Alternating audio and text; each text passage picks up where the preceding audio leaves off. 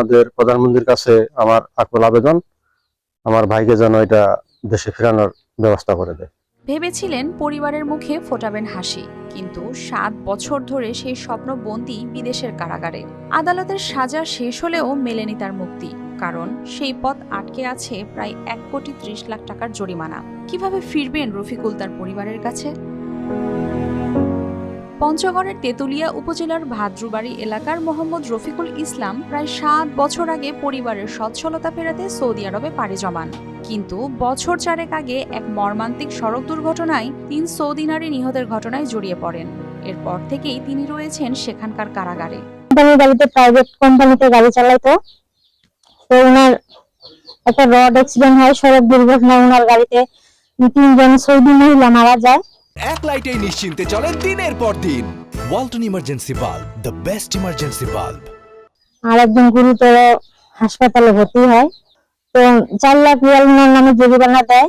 4 lakh Real আমরা দিতে পারি না, বিধায় ওনাকে মুক্তি দিচ্ছে না। পরিবার জানায় আদালতের 3 বছরের সাজা শেষ হয়েছে ইতোমধ্যেই, কিন্তু প্রায় 4 লাখ সৌদি রিয়াল, বাংলাদেশি মুদ্রায় যা প্রায় 1,30,00,000 টাকা, জরিমানা পরিশোধ করতে না পারায় এখনো মুক্তি মিলছে না তার। আমাদের অর্থ সম্মত ওরকম নাই, যা কিছু ছিল বাড়ি ভিটা এটা বিক্রি করে ওকে পাঠাইছি সৌদি আরব, মানে অর্থের জন্য ওকে ছাড়তেছে না। বৃদ্ধ মা, স্ত্রী ও একমাত্র সন্তান প্রতিদিন অপেক্ষা করছেন তার ফিরে আসার। বর্তমানে অর্থাভাবে পরিবারের দৈনন্দিন খরচ মেটানোই হয়ে পড়েছে কঠিন, এমনকি একমাত্র সন্তানের পড়াশোনাও বন্ধ হবার উপক্রম। আমাদের বাড়ি ভিটা ছাড়া কোনো কিছুই নেই, এত টাকা দেওয়ার সামর্থ্য আমাদের নেই। আমার লেখাপড়া প্রায় বন্ধই হয়ে যাচ্ছে। তার পরিবার ও স্থানীয়রা রফিকুলকে দেশে ফেরাতে প্রধানমন্ত্রীর হস্তক্ষেপ কামনা করছেন। মাননীয় প্রধানমন্ত্রীর নিকট আমার আবেদন, যদি ভিডিওটি তার কাছে পৌঁছায় সেজন্য ওরা আব্বুকে দেশে ফিরিয়ে আনার ব্যবস্থা করে।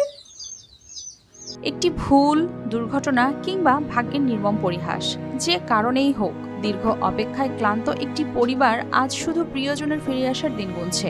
মানবিক ও কূটনৈতিক উদ্যোগই হয়তো ফিরিয়ে দিতে পারে তাদের হারিয়ে যাওয়া হাসি।